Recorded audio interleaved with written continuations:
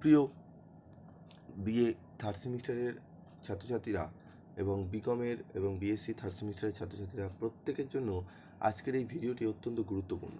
কারণ আজকের এই ভিডিওতে আমি তোমাদের বাংলা সাবজেক্টটি রয়েছে কম্পালসারি বেঙ্গলি AEC3, এই পেপার থেকে আমি তোমাদের আজকে প্রথমে আমি তোমাদের বলবো সিলেবাস সম্পর্কে।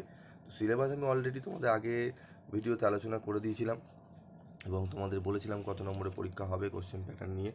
তো সেই সংক্রান্ত ভিডিও এই ভিডিও ডেসক্রিপশন বক্সে দেওয়া রয়েছে, তোমরা সেটা বিস্তারিত আলোচনাটা শুনে নেবে, তাহলে বিষয়টা অনেকটা ক্লিয়ার হয়ে যাবে। এবং তোমাদের আমি বলেছিলাম যে এই সাবজেক্টে তোমরা ফ্রি অফ ক্লাস পাবে, ফ্রি অফ কস্টে ক্লাস, এবং তোমরা ফ্রি অফ কস্টে নোটসও পাবে। ঠিক আছে, তোমাদের জন্য তো আমি এবারে বলেও রেখেছিলাম আগে থেকে।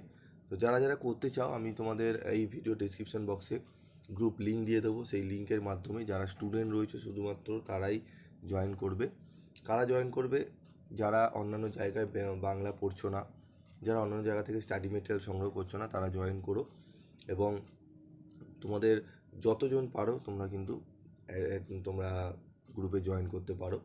তো এই সাবজেক্টে আমি আশা করি তোমাদের কোনো টিচার এবং বা তোমাদের কোনো বই কিনতে পারো, সেটা জানার জন্য তোমরা কিনতে পারো, তবে তোমাদের কোনো স্টাডি মেটেরিয়াল কারো থেকে সংগ্রহ করতে হবে না। আমি যেটা দিয়ে দেবো সেটা পড়লে 50 আউট অফ 50 অনার্সে তুলে নিতে পারবে।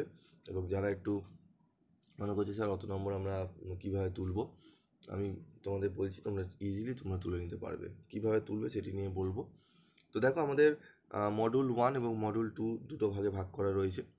তো মডিউল 1-এ আমাদের 4টি প্রবন্ধ পড়তে হবে এবং মডিউল 2-এ আমাদের পড়তে হবে পরিভাষা। ঠিক আছে, তো চলো আজকে আমি স্বদেশী সমাজ নিয়ে আমি অলরেডি প্রিভিয়াস ভিডিওতে আলোচনা করে দিয়েছি। আমাদের আজকের এই ভিডিওর আয়োজন হচ্ছে বাংলা ভাষা স্বামী বিবেকানন্দ।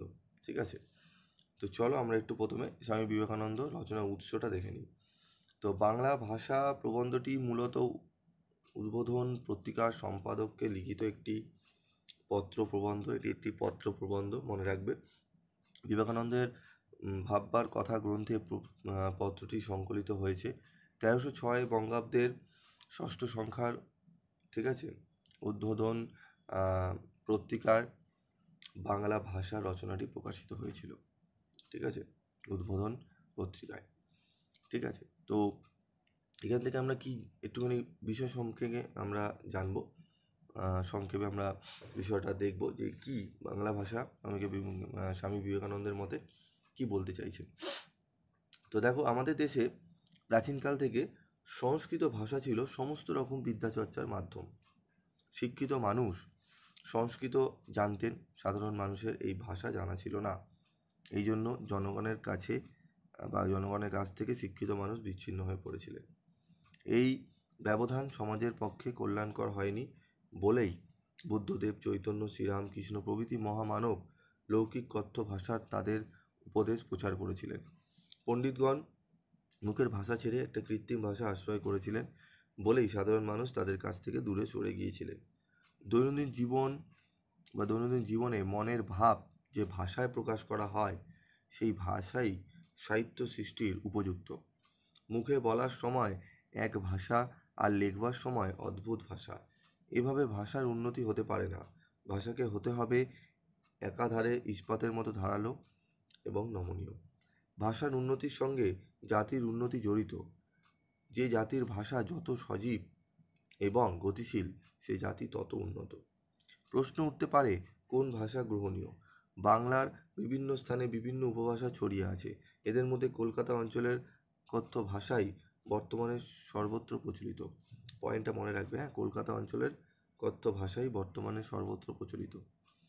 বাংলার পূর্ব, পশ্চিম, উত্তর, দক্ষিণ সর্বত্র এই ভাষা বোধগম্য। এই কলকাতার একদিকে সাধারণ মানুষের কথ্য ভাষা, এবং এই ভাষাকে আমাদের লেখার ভাষা করা উচিত। ভাষার মধ্য দিয়ে ভাব প্রকাশ করা হয়, কিন্তু ভাবই আসল। চিন্তাধারা বা বক্তব্য স্বচ্ছ না হলে ভাষা কৃত্রিম ও দুর্বোধ্য হয়ে ওঠে। প্রাচীন ভারতের মহাগ্রন্থগুলি সংস্কৃত ভাষায় রচিত হয়েছিল, এর মধ্যে কোনো কৃত্রিমতা ছিল না। ঠিক আছে, রচয়িতারা তাদের বক্তব্য সর্বজন বৌদ্ধ সহজ সংস্কৃতিতে প্রকাশ করতে পারতেন। তারা যথার্থ পণ্ডিত ছিলেন বলেই তাদের এই ক্ষমতা ছিল। জাতীয় জীবনের সামগ্রিক উৎকর্ষের সময়ই তারা অসামান্য সাহিত্য সৃষ্টি করেছিলেন। জাতীয় ক্ষেত্রে অধঃপতন ঘটলেই ভাষার মধ্যে নানা ধরনের কৃত্রিমতা দেখা দেয়। ভাষা, শিল্প অথবা সঙ্গীত লোকজীবন থেকে বিচ্ছিন্ন হয়ে গেলে তা হয়ে পড়ে প্রাণহীন। একমাত্র কথ্য ভাষার সাহিত্য রচনার মাধ্যমেই ভাষাকে জীবন্ত প্রাণস্পন্দনে স্পন্দিত করে তোলা সম্ভব। মানুষ বেঁচে থাকার সময় জ্যান্ত ভাষার কথা বলে, মরে গেলে মরা ভাষায় কথা বলে। মৃত্যু যত কাছে এগিয়ে আসে ততই চিন্তা শক্তির লোপ পায়। দেশের অবক্ষয়ের সময় কৃত্রিমতা দেখা দেয়। জাতীয় জীবনে যখন নতুন প্রাণ শক্তি দেখা দেয়, তখন ভাষা, শিল্প, সঙ্গীত নিজে থেকেই ভাবময় প্রাণপূর্ণ হয়ে ওঠে। ঠিক আছে? তো এবার এই যে টোটাল বিষয়টা, ঠিক আছে, এই প্রবন্ধটা, পত্র প্রবন্ধ, এইটিকে আমি তোমাদের একদম শর্টে কী কী প্রশ্ন কীভাবে আসবে, কী কী পয়েন্টস ভালো করে মনে রাখতে হবে, সেই প্রবন্ধটাকে পুরো একটি ছোটোভাবে আমি গুরুত্বপূর্ণ পয়েন্টস হিসাবে নিয়ে এসেছি। প্রথমে দেখো, রচয়িতাকে স্বামী বিবেকানন্দ। প্রবন্ধটি কি? ভাববার কথা গ্রন্থ থেকে। ভাববার কথা গ্রন্থ মূলত একটি চিঠি। রচিত সাল 1900 খ্রিস্টাব্দের 20শে ফেব্রুয়ারি। উন্নতির প্রধান উপায় বা লক্ষণ কি? ভাষা। বুদ্ধ থেকে চৈতন্য সকলেই সাধারণকে শিক্ষা দিয়েছেন। সাধারণ লোকের ভাষায় জগৎ। ঠিক আছে? বাংলা দেশের স্থানে স্থানে কী রয়েছে? রকমারি ভাষা। সবস্বামী কী রয়েছে? মীমাংসা ভাষ্য। ব্রাহ্মণের সংস্কৃত গ্রন্থ। পতঞ্জলির মহাভাষ্য গ্রন্থ। মরা ভাষা হচ্ছে সংস্কৃত ভাষাকে বলা হয়েছে। ঠিক আছে? তো এই যে ব্যাপারটি, এখান থেকে দেখবে কীরকম ধরনের প্রশ্ন আসবে সেটি আমি তোমাদের একবার আলোচনা করে দিচ্ছি। তোমরা দেখো, বিষয়টি দেখলে বুঝতে পারবে। তো দেখো, আমাদের কোশ্চেনগুলো দেখে নাও। আমাদের এমসিকিউ কোশ্চেন দেখো, প্রথমে আছে বাংলা ভাষা প্রবন্ধটি কার রচনা? ঠিক আছে? স্বামী বিবেকানন্দ, রবীন্দ্রনাথ ঠাকুর, মধুসূদন দত্ত, রাজশেখর বসু। উত্তরটি হবে স্বামী বিবেকানন্দ। তারপর দেখো, বাংলা ভাষা প্রবন্ধটি কোথা থেকে গৃহীত হয়েছে? তোমরা জানো, ভাববার কথা গ্রন্থ থেকে। এই প্রশ্নগুলোই কিন্তু দেবে তোমাদের। হ্যাঁ, এই প্রবন্ধটি আসলে কি? মূলত একটি চিঠি। ঠিক আছে? প্রবন্ধটি কবে রচিত হয়েছিল? ঠিক আছে? 1900 খ্রিস্টাব্দের 20শে ফেব্রুয়ারি। বাংলা ভাষা দেশের স্থানে স্থানে কেমন ভাষা? রকমারি ভাষা। কোন ভাষাকে চারিদিকে ছড়িয়ে পড়েছে? যে ভাষা বলবান, অর্থাৎ কলকাতার ভাষা। লেখক কোন ভাষাকে মরা ভাষা বলেছেন? সংস্কৃত ভাষাকে। মীমাংসা ভাষ্যর গ্রন্থটির লেখক হলেন কে? সবস্বামী। গদাই লস্কিরি চাল যে ভাষা সম্পর্কে বলা হয়েছে? সংস্কৃত। প্রাবন্ধিক স্বামী বিবেকানন্দের মতে উন্নতির প্রধান উপায় বা লক্ষণ হলো ভাষা। ঠিক আছে? এখানে এই যে 10টি প্রশ্ন আমি তোমাদের বললাম, এই 10টি প্রশ্ন ভালো করে রেডি করবে। এই 10টি প্রশ্ন থেকে ঘুরিয়ে ফিরিয়ে প্রশ্ন তোমাদের আসবে। পরবর্তীকালে আমি তোমাদের আরও 5টি এই প্রশ্নের সাথে অ্যাড করব। এই 15টি প্রশ্ন পড়ে গেলে এখান থেকে তোমরা 100% যা কোশ্চেন দেবে তোমরা কমন পেয়ে যাবে। এই 10টি প্রশ্ন পড়ো, এই 10টির মধ্যে থেকে তোমরা ঘুরিয়ে ফিরে কিন্তু তিন থেকে 4টি প্রশ্ন এখান থেকে কমন পেয়ে যাবে। তবু আমি আরও 5টা প্রশ্ন টাফ কোশ্চেন যদি হয়, আরও ভেতর থেকে আমি 5টা কোশ্চেন দিয়ে দেবো। এবং সম্পূর্ণ PDF নোটস তোমরা পেয়ে যাবে। ঠিক আছে? তোমরা গ্রুপে জয়েন থাকো।